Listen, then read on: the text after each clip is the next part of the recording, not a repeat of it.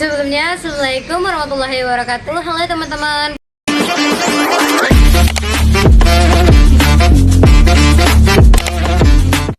Perkenalkan, nama saya Lydia Duila, biasa disapa dengan Lydia, Ia dan Dia.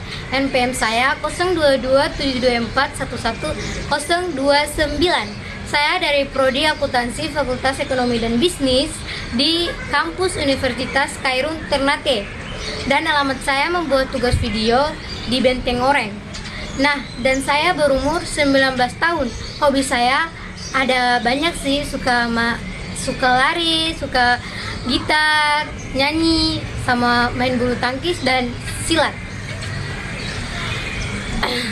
Dan di situ saja video perkenalan diri. Langsung saja kita masuk di video materi ekonomi syariah yang berjudul tentang teori keuangan dan perbankan syariah, prinsip dan praktik.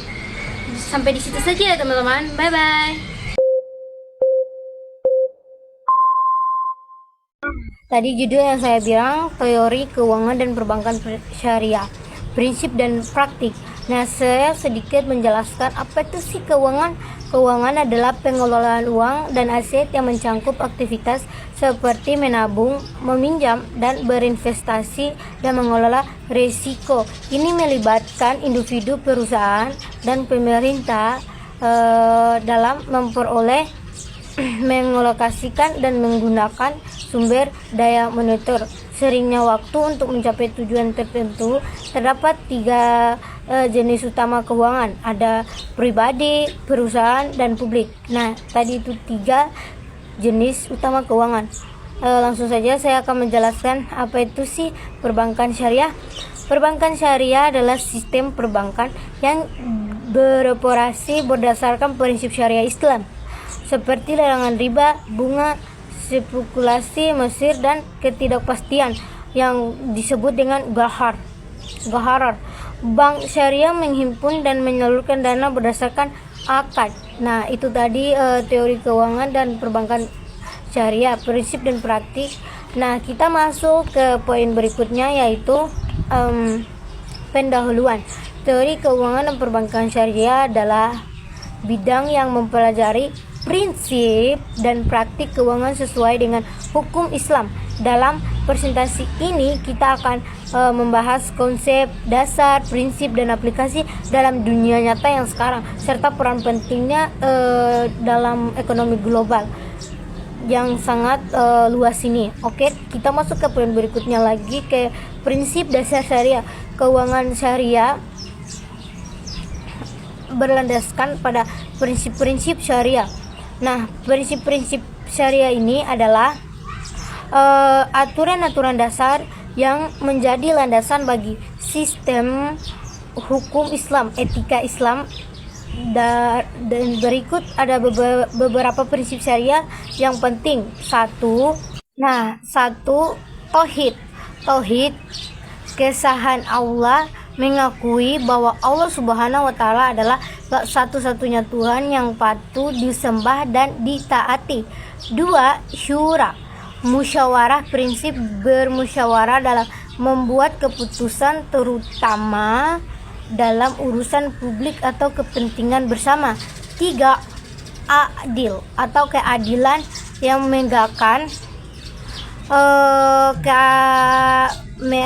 keadilan dan berlaku adil dalam segala aspek kehidupan. Empat, ihsan, kebijakan, berbuat baik dan berakhlak mulia dalam berinteraksi dengan sesama manusia dan makhluk lainnya. 5, amanah, tanggung jawab, menunaikan amanah dan tanggung jawab dengan penuh integritas dan profesionalisme. 6, ma'ruf, kebaikan dan munkar, keburukan, mendorong perbuatan baik dan mencegah perbuatan buruk. 7, larangan riba, menghindar transaksi yang mengandung unsur riba. Bunga dengan gharar, ketidakjelasan. 8, kebebasan berkontrak, kebebasan untuk membuat kontrak dan perjanjian sesuai dengan syariat Islam.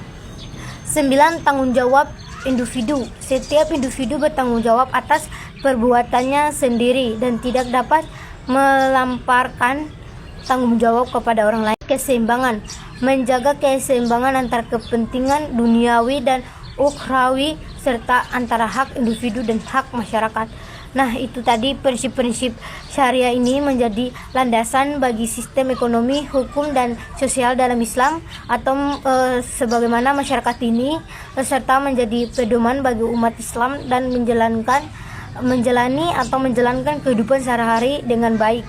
Nah, itu tadi saya menjelaskan prinsip-prinsip syariah bagi kita semua yang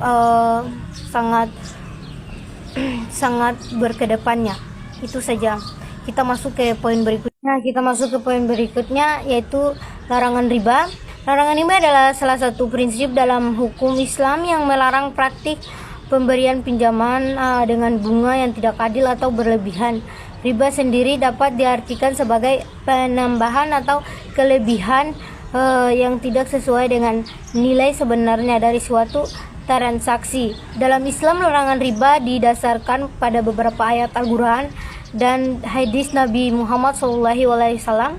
Riba dianggap sebagai praktik yang tidak adil dan dapat merugikan orang lain, terutama mereka yang membutuhkan pinjaman untuk memenuhi kebutuhan dasar.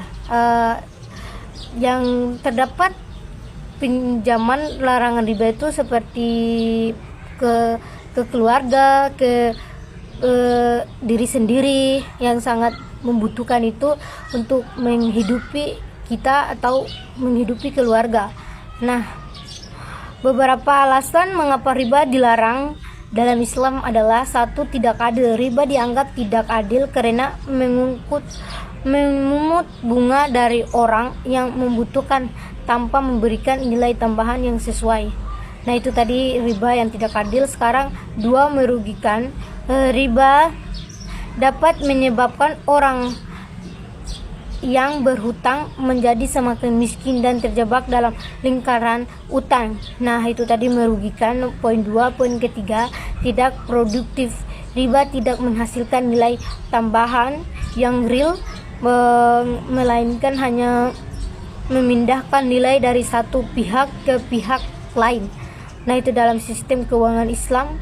Alternatif untuk riba adalah menggunakan sistem bagi hasil atau akad mudrabah, di mana investor dan pengusaha berbagi resiko dan keuntungan. Nah, itu tadi saya menjelaskan tentang sedikit larangan riba. Kita masuk ke gharar. Nah, apa itu sih gharar? Gharar adalah istilah dalam hukum Islam yang merujuk pada ketidakjelasan atau ketidakpastian dalam suatu transaksi atau kontrak. Gharar dapat terjadi ketika salah satu pihak dalam transaksi memiliki informasi yang tidak lengkap atau tidak akurat tentang objek transaksi, harga, atau kondisi lainnya. Gharar dapat berubah 3 poin. Yang pertama, ketidakjelasan objek. Yang biasa objek transaksi tidak jelas atau tidak spesifik. 2. Ketidakpastian harga. Yang harga tidak jelas atau tidak pasti. 3. Ketidakpastian kondisi transaksi tidak jelas atau tidak pasti. Dan contoh gharar dalam transaksi adalah 1. Membeli produk tanpa mengetahui kualitas atau kondisi sebenarnya. Kayak teman-teman membeli produk ini, tapi teman-teman tidak mengetahui produk itu halal atau tidak. Nah, itu tadi membeli produk tanpa mengetahui kualitas. Nah, itu tadi. Kedua, membeli produk dengan harga yang tidak jelas atau tidak pasti. Nah, teman-teman membeli produk yang DP harga tuh kayak tidak sesuai dengan apa yang ditentukan atau harga pasar. Nah, itu tadi membeli produk dengan harga yang tidak jelas. 3. Membeli produk yang belum ada atau belum diproduksi. Teman-teman membeli suatu produk yang belum ada di kalangan masyarakat sekarang, tapi teman-teman beli, itu sangat membahaya untuk teman-teman dan masyarakat semua. Nah, itu tadi poin ketiga yang tentang membeli produk yang belum ada atau masih belum diproduksi. Itu jangan membeli produk yang belum ada di kalangan sekarang ini, nanti bisa berbahaya untuk teman-teman. Ghahar dilarang dalam Islam karena dapat menyebabkan kerugian, ketidakadilan, dan kekacauan. Nah, itu tadi itu ghahar. Dan kita masuk ke ghahar dan masyir. Apa itu sih masyir? Masyir adalah istilah dalam hukum Islam yang merujuk pada praktik perjudian atau spekulasi yang mengandung unsur ketidakpastian dan keberuntungan. Masyir dapat berupa permainan yang hasilnya ditentukan oleh keberuntungan atau kebetulan, seperti judi atau taruhan. Nah, itu tadi yang disebutkan dengan masyir. Masyir dilarang dalam Islam karena dapat menyebabkan kerugian finansial. Masyir dapat menyebabkan kerugian finansial yang signifikan bagi individu atau kelompok yang terlibat. Kayak teman-teman melakukan judi, itu sangat merugikan teman-teman karena itu tidak baik untuk ke teman-teman. Kalau sampai teman-teman bermain, itu ketagihan sampai teman-teman bisa membahayakan diri sendiri. Oke, yaitu tadi. Nah, ini bertujuan untuk menciptakan sistem keuangan yang adil dan berkelanjutan. Prinsip-prinsip ini mengedepankan transparansi dan keadilan dalam sistem transaksi. Nah, kita masuk ke poin berikutnya, yaitu perbedaan dengan keuangan konvensional. Nah, perbedaan dengan keuangan konvensional, salah satu perbedaan utama antara keuangan syariah dan konvensional adalah larangan riba. Nah, tadi itu larangan riba saya sudah jelaskan ke poin pertama tadi. Teman-teman bisa mendengar apa itu sih larangan riba. Tadi saya sudah menjelaskan ke poin pertama tadi. Nah, kita masuk ke dalam keuangan syariah. Keuntungan diperoleh melalui investasi. Nah, apa itu sih investasi? Saya sedikit menjelaskan. Investasi adalah kegiatan yang menanamkan modal atau aset pada suatu kegiatan atau proyek yang diharapkan dapat menghasilkan keuntungan atau pendapatan di masa depan. Investasi dapat berupa satu, investasi keuangan, membeli saham, obligasi, reksadana atau instrumen keuangan lainnya. Kedua, investasi real, membeli properti, emas atau aset real lainnya. 3, investasi bisnis, menanamkan modal pada suatu bisnis atau usaha. Nah, itu tadi penjelasan tentang investasi.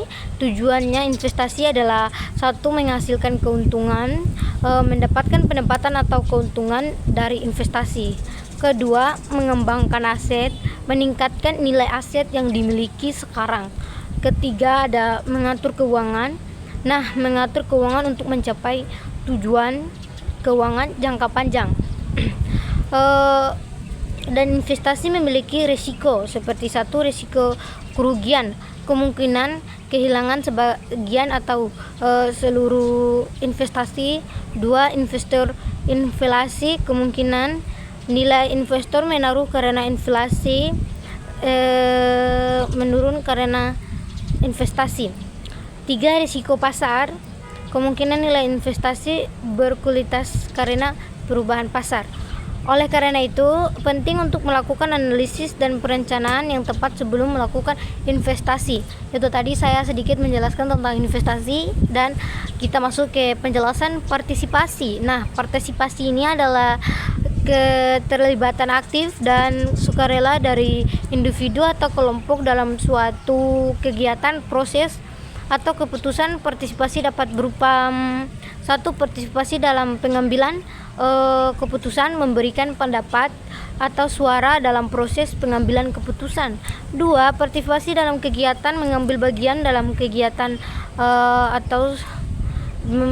kegiatan atau aktivitas tertentu.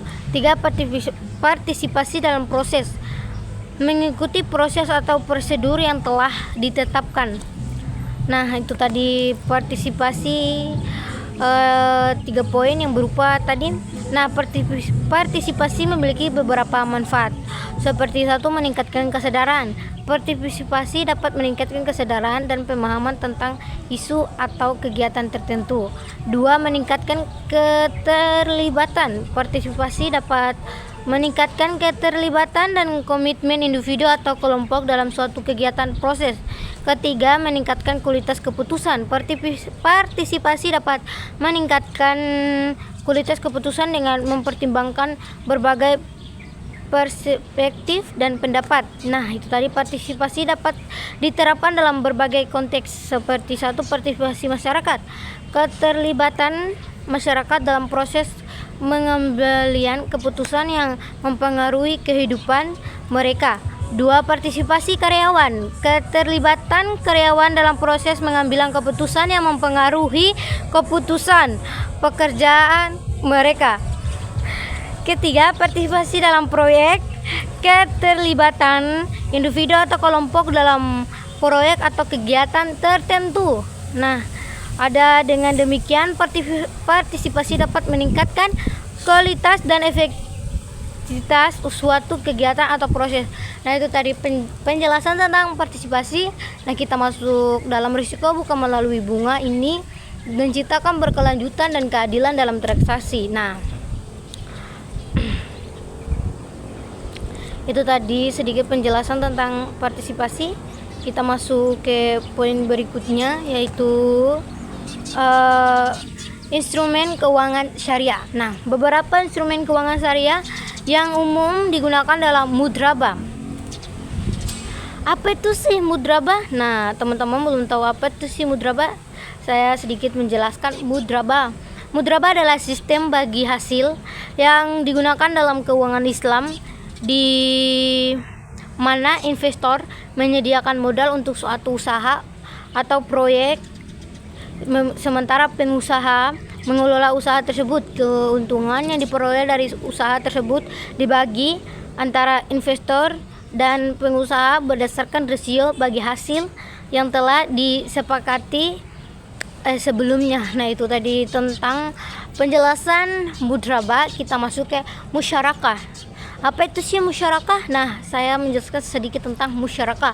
Musyarakah adalah sistem kementerian dalam keuangan Islam di mana dua atau lebih pihak bekerja sama dalam suatu usaha atau proyek dengan tujuan memperoleh keuntungan dalam musyarakah. Semua pihak yang terlibat memiliki hak dan kewajiban yang jelas disepakati bersama. Nah, itu tadi penjelasan tentang musyarakah. Kita masuk ke penjelasan hijarah. Nah, apa tadi itu sih ijarah? Ijarah adalah sistem sewa menyewa dalam keuangan Islam, di mana pemilik aset memberikan hak penggunaan aset kepada penyewa dengan imbalan sewa yang disepakati. Ijarah dapat berupa 1. Sewa aset. Pemilik aset menyewakan aset kepada penyewa untuk jangka waktu tertentu. 2. Sewa jasa. Pemilik jasa menyewakan jasa kepada penyewa untuk jangka waktu tertentu. Hijrah memiliki beberapa karakteristik seperti 1. Hak pengguna. Penyewa memiliki hak pengguna aset tetapi tidak memiliki hak kepemilikan. 2. Imbalan sewa. Imbalan sewa, pemilik aset berhak menerima imbalan sewa dari penyewa lainnya. 3. Jangka waktu. Ijrah memiliki jangka waktu tertentu yang disepakati oleh kedua belah pihak. Nah, itu tadi penjelasan tentang ijarah. Ijarah, setiap instrumen memiliki mekanisme yang berbeda dalam pembagian risiko dan keuntungan, mendukung prinsip kerjasama dan keadilan dalam investasi. Nah, itu tadi poin instrumen keuangan syariah. Kita masuk ke poin berikutnya, yaitu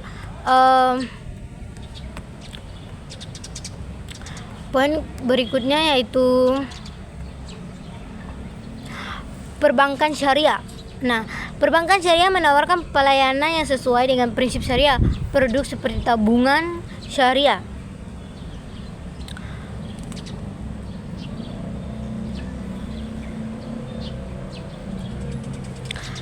Perbankan syariah menawarkan layanan yang sesuai dengan prinsip syariah, produk seperti tabungan syariah dan pembiayaan berbasis mudrabah membantu masyarakat dalam mengelola keuangan tanpa melanggar hukum Islam, menciptakan keberadaan ekonomi. Nah, kita masuk ke poin berikutnya lagi tentang tantangan dalam implementasi. Meskipun banyak potensi implementasi keuangan syariah, dihadapkan pada tantangan seperti kurangnya pemahaman masyarakat dan regulasi yang belum sepenuhnya mendukung. Diperlukan upaya untuk meningkatkan edukasi dan kesadaran tentang keuangan syariah. Nah, itu tadi penjelasan tentang dalam implementasi keuangan. Kita masuk ke poin berikutnya lagi, yaitu regulasi dan kebijakan. Regulasi yang mendukung keuangan syariah sangat penting untuk menciptakan kepercayaan dan stabilitas. Kebijakan dari lembaga keuangan dan pemerintah harus mengakomodasi prinsip syariah, memastikan bahwa praktik keuangan berjalan sesuai dengan hukum Islam. Nah, itu tadi penjelasan tentang regulasi dan kebijakan. Kita masuk ke poin berikutnya lagi tentang peran teknologi dalam keuangan syariah.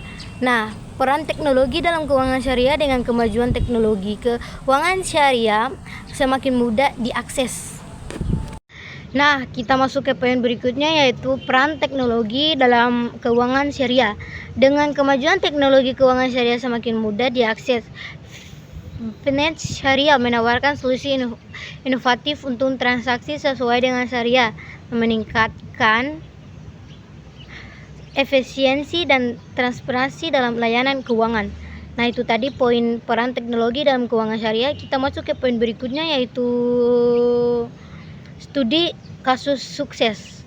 Nah, studi kasus sukses, ada banyak studi kasus di mana keuangan syariah telah berhasil meningkatkan kesejahteraan masyarakat melalui pembiayaan mikro dan investasi sosial, lembaga keuangan syariah, kontribusi dalam pengatasan kemiskinan dan pembangunan ekonomi. Itu tadi penjelasan tentang studi kasus sukses. Kita masuk ke kesimpulannya. Kesimpulan, keuangan dan perbankan syariah menawarkan alternatif yang berkaitan dalam dunia keuangan dengan memahami prinsip dan praktik yang berdasarnya kita dapat menciptakan sistem keuangan yang lebih adil dan berkelanjutan untuk masa depan. Nah, sampai di sini saja video saya menjelaskan materinya.